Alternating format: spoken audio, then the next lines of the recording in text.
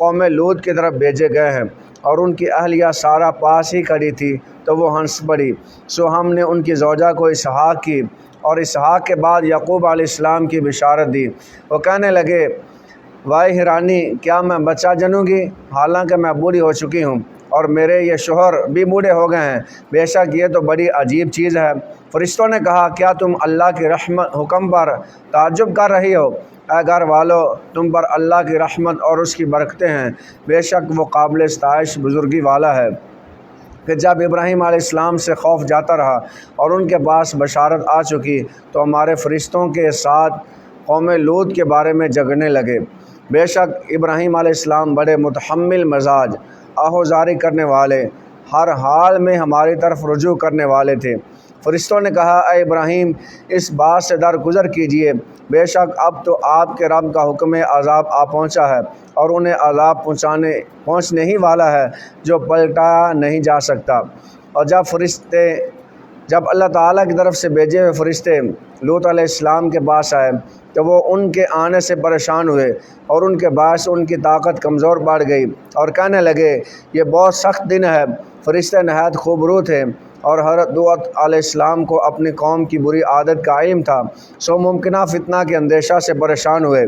سو وہی ہوا جس کا انہیں ڈر تھا، اور لوط علیہ السلام کی قوم مہمانوں کی خبر سنتے ہی ان کے پاس دوڑتی ہوئی آ گئی، اور وہ پہلے ہی برے کام کیا کرتے تھے۔ لوط علیہ السلام نے کہا، اے میری نافرمان قوم، یہ میری قوم کی بیٹیاں ہیں، یہ تمہارے لیے بطریق نکاح پاکیزہ حلال ہیں، سو تم اللہ سے ڈرو اور میرے مہمانوں میں اپنی بے حیائی کے باعث مجھے رسوا نہ کرو۔ کیا تم میں سے کوئی بھی نیک سیرت آدمی نہیں؟ وہ بولے، تم خوب جانتے ہو ہمیں تمہاری قوم کی بیٹیوں سے کوئی غرض نہیں، اور تم یقیناً جانتے ہو جو کچھ ہم جاتے ہیں۔ لوط علیہ السلام نے کہا، کاش مجھ میں تمہارے مقابلہ کی ہمت ہوتی، یا میں آج کسی مضبوط قلعہ میں پناہ لے سکتا۔ تب فرشتے کہنے لگے، اے لوط علیہ السلام،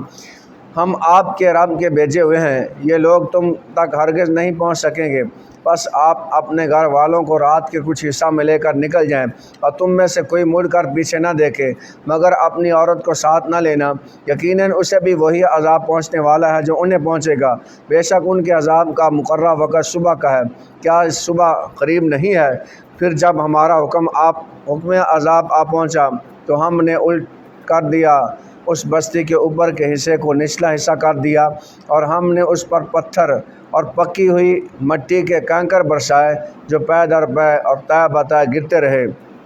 اور آپ کے رب کی طرف سے نشان کیے ہوئے تھے۔ یہ سنگریزوں کا عذاب ظالموں سے اب کبھی بھی کچھ دور نہیں ہے۔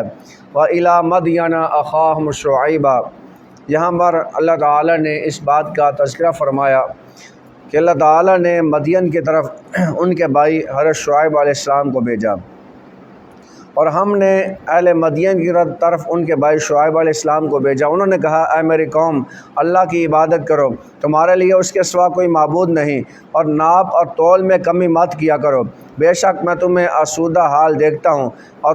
میں تم پر ایسے دن کے عذاب کا خوف محسوس کرتا ہوں کہ تمہیں گھیر لینے والا ہے۔ یعنی اس قوم کے اندر یہ بیماری تھی کہ وہ ناپ تول میں کمی کیا کرتے تھے، تو حضرت شعیب علیہ السلام نے انہیں اس سے منع فرمایا اور فرمایا، اے میری قوم، تم ناپ اور تول انصاف کے ساتھ پورا کیا کرو، اور لوگوں کو ان کی چیزیں گھٹا کر نہ دیا کرو، اور فساد کرنے والے بن کر ملک میں تباہی مت مچاتے پھرو۔ جو اللہ کے دیے ہوئے میں بچے رہے وہی تمہارے لیے بہتر ہے، اور اگر تم ایمان والے ہو اور میں تم پر نگہبان نہیں ہوں۔ وہ بولے، اے شعیب، کیا تمہاری نماز تمہیں یہی حکم دیتی ہے کہ ہم ان معبودوں کو چھوڑ دیں جن کی ہمارے باپ دادا عبادت کرتے رہے ہیں، یا یہ کہ ہم جو کچھ اپنے اموال کے بارے میں چاہے نہ کریں؟ بے شک تم ہی ایک بڑے تحمل والے ہدایت یافتہ رہ گئے ہو۔ شعیب علیہ السلام نے کہا، اے میری قوم، ذرا بتاؤ، اگر میں اپنے رب کی طرف سے روشن دلیل پر ہوں اور اس نے مجھے اپنی بارگاہ سے عمدہ رزق بھی عطا فرمایا، تو پھر بھی حق کی تبلیغ کیوں نہ کروں؟ اور میں یہ بھی نہیں چاہتا کہ تمہارے پیچھے لگ کر حق کے خلاف خود ہی وہی کچھ کرنے لگوں جس سے میں تمہیں منع کر رہا ہوں۔ جہاں تک کہ مجھ سے ہو سکتا ہے تمہاری اصلاح ہی چاہتا ہوں، اور میری توفیق اللہ ہی کی مدد سے ہے، میں نے اسی پر بھروسہ کیا اور اسی کی طرف رجوع کرتا ہوں۔ اے میری قوم، مجھ سے دشمنی مخالفت تمہیں یہاں تک نہ ابھار دے کہ جس کے باعث تم پر وہ عذاب آ پہنچے جیسا کہ قوم نوح یا قوم ہود یا قوم صالح کو پہنچا تھا، اور قوم لوط کا زمانہ تو تم سے کچھ دور نہیں گزرا۔ تم اپنے رب سے مغفرت مانگو، پھر اس کے عذاب سے اس کے حضور سیدھے دل سے توبہ کرو، بے شک میرا رب نہایت مہربان محبت فرمانے والا ہے۔ وہ بولے، اے شعیب، تمہاری اکثر باتیں ہماری سمجھ میں نہیں آتی، اور ہم تمہیں اپنے معاشرے میں ایک کمزور شخص جانتے ہیں، اور اگر تمہارا کنبہ نہ ہوتا تو ہم تمہیں سنگسار کر دیتے، اور اسی کا لحاظ ہے، ورنہ تم ہماری نگاہوں میں کوئی عزت والے نہیں ہو۔ شعیب علیہ السلام نے کہا، اے میری قوم، کیا میرا کنبہ تمہارے نزدیک اللہ سے زیادہ معزز ہے، اور تم نے اسے یعنی اللہ تعالیٰ کو گویا اپنے پس پشت دار رکھا ہے؟ بے شک میرا رب تمہارے سب کاموں کا احاطہ میں لیے ہوئے ہے۔ اور اے میری قوم، تم اپنی جگہ کام کرتے رہو، میں اپنی جگہ کام کر رہا ہوں۔ تم ان قریب جان لو گے کہ کس پر وہ عذاب آ پہنچتا ہے جو رسوا کر ڈالے گا، اور کون ہے جو جھوٹا ہے، اور تم بھی انتظار کرتے رہو، اور میں بھی تمہارے ساتھ انتظار کرنے والوں سے ہوں۔ اور جب ہمارا حکم عذاب آ پہنچا تو ہم نے شعیب علیہ السلام کو اور ان کے ساتھ ایمان لانے والوں کو اپنی رحمت کے باعث بچا لیا، اور ظالموں کو خوفناک آواز نے آ پکڑا، سو انہوں نے صبح اس حال میں کی کہ وہ اپنے گھروں میں مردہ حالت میں اوندے پڑے رہ گئے، گویا کہ وہ ان میں کبھی بسے ہی نہ تھے۔ سنو، اہل مدین کے لیے ہلاکت ہے جیسے قوم سمود کے لیے ہلاکت ہوئی تھی، اور بے شک ہم نے موسیٰ علیہ السلام کو بھی اپنی نشانیاں اور روشن برہان کے ساتھ بھیجا۔ فرعون اور اس کے سرداروں کے باعث تو قوم کے سرداروں نے فرعون کے حکم کی پیروی کی، حالانکہ فرعون کا حکم درست نہ تھا۔ وہ قیامت کے دن اپنی قوم کے آگے آگے چلے گا، بالآخر انہیں آگ سے دوزخ میں لا گرائے گا، اور وہ داخل کیے جانے کی کتنی بری جگہ ہے۔ وہ اس دنیا میں بھی لعنت ان کے پیچھے لگا دی گئی، اور قیامت کے دن بھی ان کے پیچھے رہے گی۔ کتنا برا عطیہ ہے جو انہیں دیا گیا۔ اور اے رسول معظم، یہ ان بستیوں کے کچھ حالات ہیں جو ہم نے آپ کو سنا رہے ہیں، اور ان میں سے کچھ برقرار ہیں اور کچھ نیست و نابود ہو گئی، اور ہم نے ان پر ظلم نہیں کیا تھا، لیکن انہوں نے خود ہی اپنی جانوں پر ظلم کیا۔ سو ان کے وہ جھوٹے معبود جنہیں وہ اللہ کے سوا پوجتے تھے، ان کے کچھ کام نہ آئے جب آپ کے رب کا حکم عذاب آیا، اور وہ تو صرف انہی کی ہلاکت و بربادی ہی میں اضافہ کر سکے۔ اور اسی طرح آپ کے رب کی پکڑ ہوا کرتی ہے جب وہ بستیوں کو اس حال میں گرفت فرماتا ہے کہ وہ ظالم بن چکی ہوتی ہیں، بے شک اس کی گرفت دردناک اور سخت ہوتی ہے۔ بے شک ان واقعات میں اس شخص کے لیے عبرت ہے جو آخرت کے عذاب سے ڈرتا ہے۔ اور یہ روز قیامت وہ دن ہے جس کے لیے سارے لوگ جمع کیے جائیں گے، اور یہی وہ دن ہے جب سب کو حاضر کیا جائے گا، اور ہم نے اسے مؤخر نہیں کر رہے ہیں مگر مقررہ مدت کے لیے جو پہلے سے طے ہے۔ اور جب وہ دن آئے گا کوئی شخص بھی اس کی اللہ تعالیٰ کی اجازت کے بغیر کلام نہیں کر سکے گا، پھر ان میں بعض بدبخت ہوں گے اور بعض نیک بخت۔ سو جو لوگ بدبخت ہوں گے تو وہ دوزخ میں پڑے ہوں گے، اور ان کے مقدر میں وہاں چیخنا اور چلانا ہوگا۔ وہ اس میں ہمیشہ رہیں گے جب تک آسمان اور زمین جو اس وقت ہوں گے قائم رہے، مگر یہ کہ جو آپ کا رب چاہے، بے شک آپ کا رب جو ارادہ فرماتا ہے کر گزرتا ہے۔ جو لوگ نیک بخت ہوں گے وہ جنت میں ہوں گے، اور وہ اس میں ہمیشہ رہیں جب تک آسمان اور زمین قائم رہے،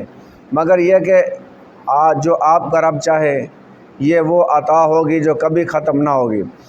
بس اے سننے والے، تو ان کے بارے میں کبھی شک میں مبتلا نہ ہو جن کی یہ لوگ پوجا کرتے ہیں۔ یہ لوگ کسی دلیل و بصیرت کی بنا پر عبادت نہیں کرتے، مگر صرف اس طرح کرتے ہیں جیسے ان سے قبل ان کے باپ دادا کرتے چلے آ رہے ہیں، اور بے شک ہم انہیں یقیناً ان کا پورا حصہ عذاب دیں گے جس میں کوئی کمی نہیں کی جائے گی۔ اور بے شک ہم نے موسیٰ علیہ السلام کو کتاب دی، پھر اس میں اختلاف کیا جانے لگا،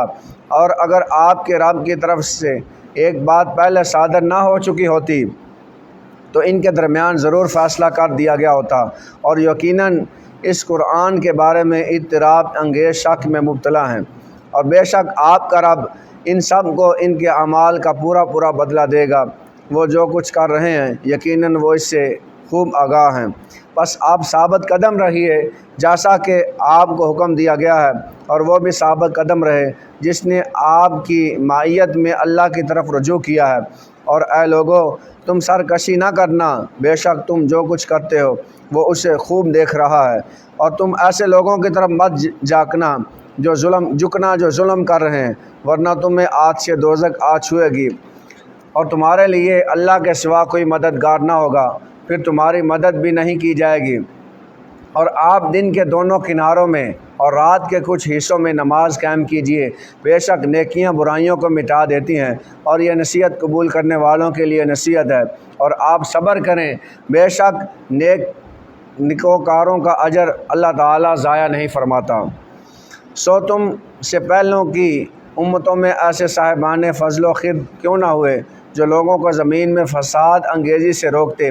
بجز ان میں سے تھوڑے سے لوگوں کو کہ جنہیں ہم نے نجات دے دی، اور ظالموں نے عیش و عشرت اسی راستے کی پیروی کی جس میں وہ پڑے ہوئے تھے، اور وہ عادی مجرم تھے۔ اور آپ کا رب ایسا نہیں کہ وہ بستیوں کو ظلماً ہلاک کر ڈالے اس حال میں کہ اس کے رہنے والے نیک لوگ ہوں۔ اور اگر آپ کا رب چاہتا تو تمام لوگوں کو ایک ہی امت بنا دیتا، مگر اس نے جبراً ایسا نہیں کیا، بلکہ سب کو مذہب کے اختیار کرنے میں آزادی دی، اور اب یہ لوگ ہمیشہ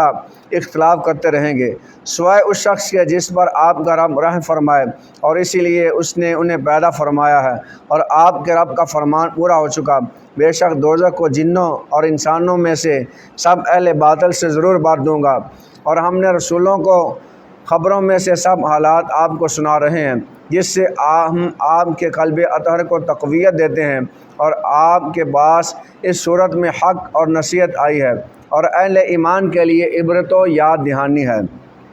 اور آپ ان لوگوں سے جو ایمان نہیں لاتے فرما دیں، تم اپنی جگہ عمل کرتے رہو اور ہم اپنے مقام پر عمل پیرا ہیں، اور تم بھی انتظار کرو، ہم بھی منتظر ہیں۔ اور آسمانوں اور زمین سب غیب اللہ ہی کے لیے ہے، اور اسی کی طرف ہر ایک کا کام لوٹایا جاتا ہے، سو اسی کی عبادت کرتے رہو اور اسی پر بھروسہ کیے رکھیں، اور تمہارا رب تم سب لوگوں کے اعمال سے غافل نہیں ہے۔ سورہ یوسف یہ مکی ہے، اور اس کا شان نزول یہ ہے کہ نبی پاک صلی اللہ علیہ وسلم سے یہودیوں نے یہ پوچھا، حضرت یعقوب علیہ السلام وہ سرزمین مصر میں کس طرح پہنچے؟ تو اللہ تبارک و تعالیٰ نے اس صورت میں اس سارے احوال کا تذکرہ فرمایا، اور اس قصے کو احسن القصص اس وجہ سے فرمایا گیا کہ اس میں حضرت یوسف علیہ السلام کے مکمل حالات بیان فرمائے گئے، کیونکہ باقی انبیاء کرام علیہ السلام کا جو تذکرہ ہے وہ کسی اس بارے میں کیا گیا، کہیں کسی اس بارے میں کیا گیا، لیکن حضرت یوسف علیہ السلام کا پورا تذکرہ اور آپ کا پورا قصہ اللہ تعالیٰ نے اس پوری صورت میں بیان فرما دیا، اس وجہ سے اس کو احسن القصص قرآن میں بیان فرمایا گیا۔ الف لام را یہ حروف مقطعات ہیں جن کے معنی اللہ تعالیٰ اور اس کے رسول صلی اللہ علیہ وسلم ہی جانتے ہیں۔ یہ روشن کتاب کی آتے ہیں، بے شک ہم نے اس کتاب کو قرآن کی صورت میں بزبان عربی اتارا تاکہ تم اسے براہ راست سمجھ سکو۔ اور اے حبیب، ہم آپ سے ایک بہترین قصہ بیان کرتے ہیں اس قرآن کے ذریعے جسے ہم نے آپ کی طرف وحی کیا ہے، اگرچہ آپ سے پہلے اس قصہ سے لوگ بے خبر تھے۔ وہ قصہ یوں ہے، جب یوسف علیہ السلام نے اپنے باپ سے کہا، اے میرے والد گرامی، میں نے خواب میں 11 ستاروں کو اور سورج اور چاند کو دیکھا ہے، میں نے انہیں اپنے لیے سجدہ کرتے ہوئے دیکھا ہے۔ انہوں نے کہا، اے میرے بیٹے، اپنا یہ خواب اپنے بھائیوں سے بیان نہ کرنا، ورنہ وہ تمہارے خلاف کوئی پرفریب چال چلیں گے، بے شک شیطان انسان کا کھلا دشمن ہے۔ اسی طرح تمہارا رب تمہیں بزرگی کے لیے منتخب فرما لے گا اور تمہیں باتوں کے انجام تک پہنچنے یعنی خوابوں کی تعبیر کا علم سکھائے گا، جیسا کہ اس نے اس سے قبل تمہارے دونوں باپ یعنی پردادا اور دادا ابراہیم اور اسحاق علیہ السلام پر تمام فرمائی تھی۔ بے شک تمہارا رب خوب جاننے والا، بڑی حکمت والا ہے۔ بے شک یوسف علیہ السلام اور ان کے بھائیوں کا واقعہ میں پوچھنے والوں کے لیے بہت سی نشانیاں ہیں۔ وہ وقت یاد کیجئے جب یوسف علیہ السلام کے بھائیوں نے کہا کہ واقعی یوسف علیہ السلام اور اس کا بھائی ہمارے باپ کو ہم سے زیادہ محبوب ہے، حالانکہ ہم 10 افراد پر مشتمل زیادہ قوی جماعت ہیں۔ بے شک ہمارے والد ان کی محبت میں کھلی و رفتگی میں گم ہیں، اور اب یہی حال ہے کہ تم یوسف علیہ السلام کو قتل کر ڈالو یا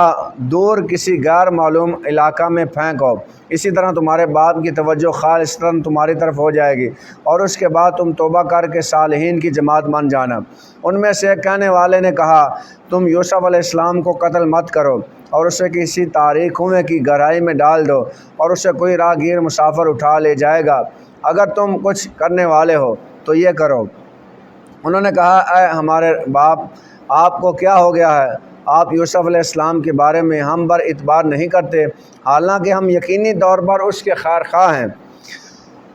آپ اسے کل ہمارے ساتھ بھیج دیجئے، وہ خوب کھائے اور کھیلے، بے شک ہم اس کے محافظ ہیں۔ انہوں نے کہا، بے شک مجھے یہ خیال مغموم کرتا ہے کہ تم اسے لے جاؤ، اور اس خیال سے بھی خوف زدہ ہوں کہ اسے بھیڑیا کھا جائے اور تم اس کی حفاظت سے غافل رہو۔ وہ بولے، اگر اسے بھیڑیا کھا جائے حالانکہ ہم ایک قوی جماعت بھی موجود ہوں تو ہم تو بالکل ناکارہ ہوئے۔ پھر جب وہ اسے لے کر گئے اور سب اس پر متفق ہو گیا کہ اسے تاریک کنویں کی گہرائی میں ڈال دیں، تب ہم نے اس کی طرف وہی بھیجی، اے یوسف پریشان نہ ہونا، ایک وقت آئے گا تم یقیناً انہیں ان کا یہ کام جتلاؤ گے اور انہیں تمہارے بلند رتبے کا شعور نہیں ہوگا۔ اور وہ یوسف علیہ السلام کو کنویں میں پھینک کر اپنے باپ کے پاس رات کے وقت مکاری کا رونا روتے ہوئے آئے۔ کہنے لگے، اے ہمارے باپ، ہم لوگ دوڑ میں مقابلہ کرنے چلے گئے اور ہم نے یوسف علیہ السلام کو اپنے سامان کے پاس چھوڑ دیا تو اسے بھیڑیا نے کھا لیا، اور آپ تو ہماری بات کا یقین بھی نہیں کریں گے اگرچہ ہم سچے ہی ہوں، کیونکہ حضرت یعقوب علیہ السلام نے پہلے ہی فرما دیا تھا کہ مجھے خوف ہے کہ تم یہ کہو گے کہ اس کو بھیڑیا کھا گیا۔ تو انہوں نے وہی بات کی، اور اس کے یوسف علیہ السلام کی قمیض پر جھوٹا خون بھی لگا کر لے آئے۔ یعقوب علیہ السلام نے کہا، حقیقت یہ نہیں ہے، بلکہ تمہارے حاسد نفسوں نے ایک بہت بڑا کام تمہارے لیے آسان اور خوشگوار بنا دیا جو تم نے کر ڈالا، بس اسی حادثہ پر صبر ہی بہتر ہے، اور اللہ ہی سے مدد چاہتا ہوں اس پر جو تم بیان کر رہے ہو۔ اور ادھر گیروں کا ایک قافلہ آ پہنچا تو انہوں نے اپنا پانی بھرنے والا ڈول اس میں ڈالا،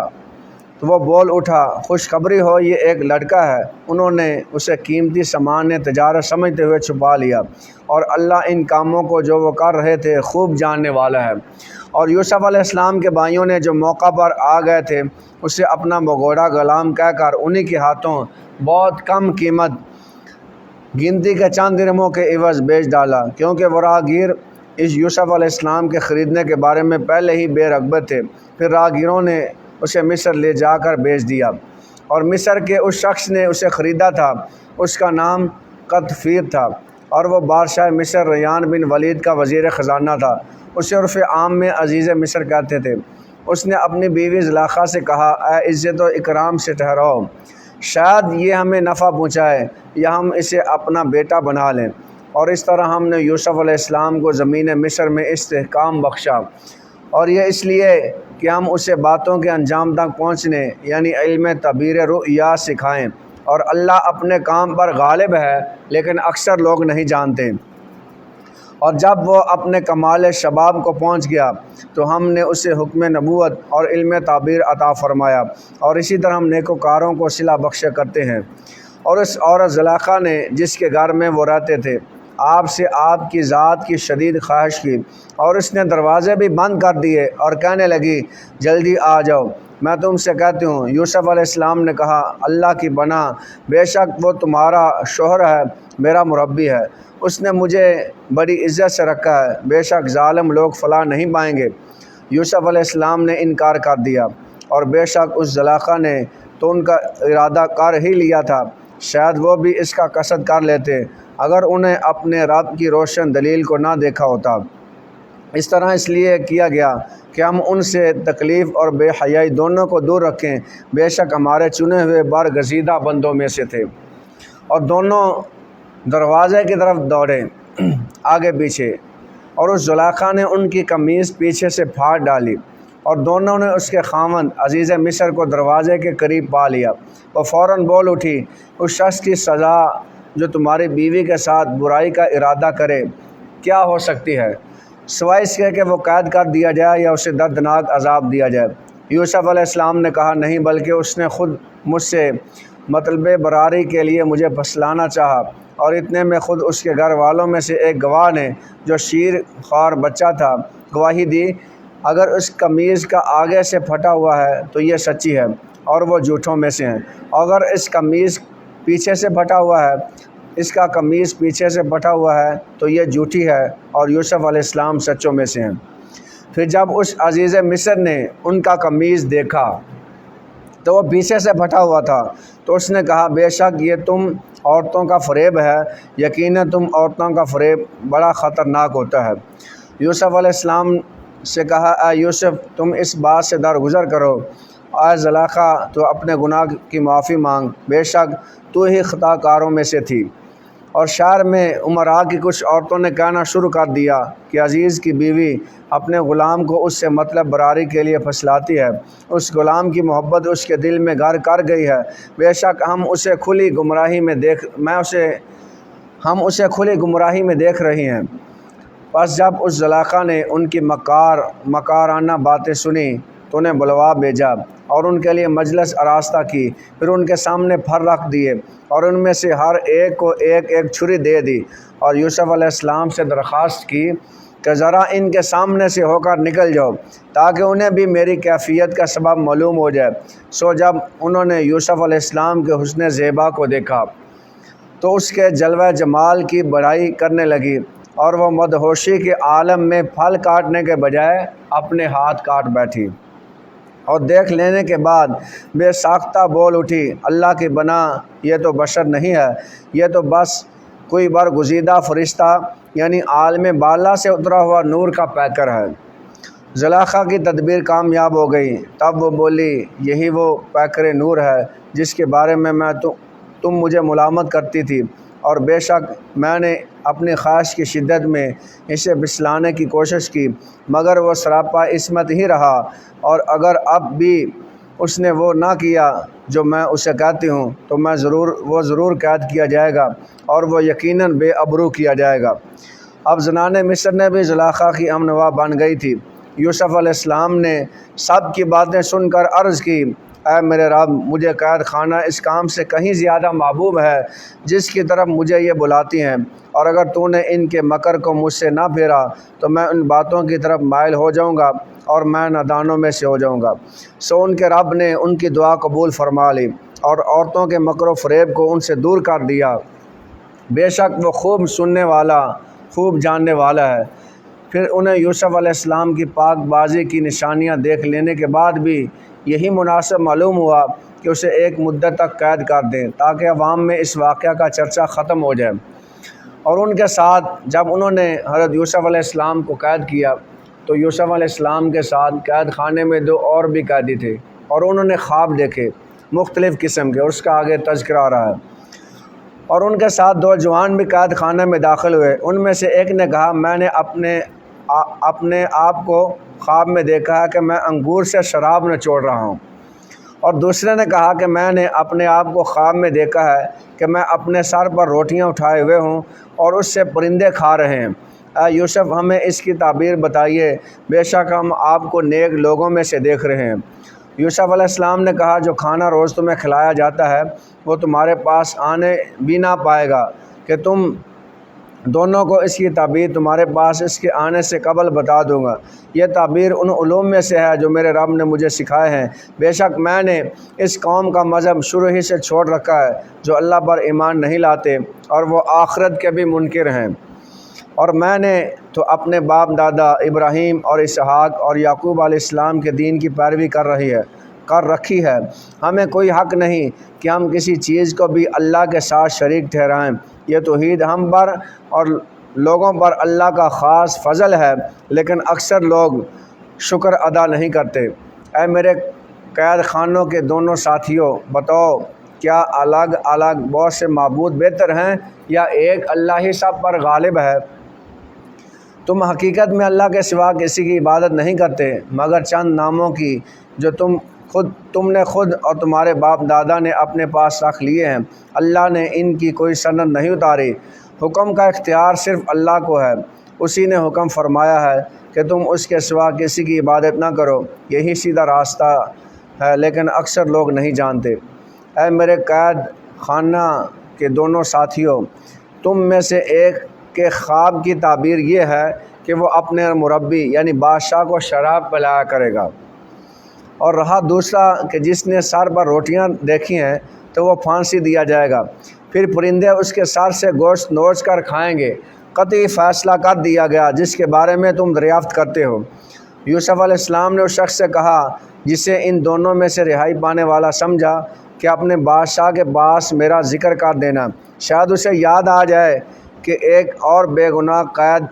گناہ بھی قید میں ہے، مگر شیطان نے اسے اپنے بادشاہ کے پاس وہ ذکر کرنا بلا دیا۔ نتیجتاً یوسف علیہ السلام کئی سال تک قید خانہ میں ٹھہرے رہے، اور ایک روز بادشاہ نے کہا، میں نے خواب میں 7 موٹی تازی گائیں دیکھی ہیں،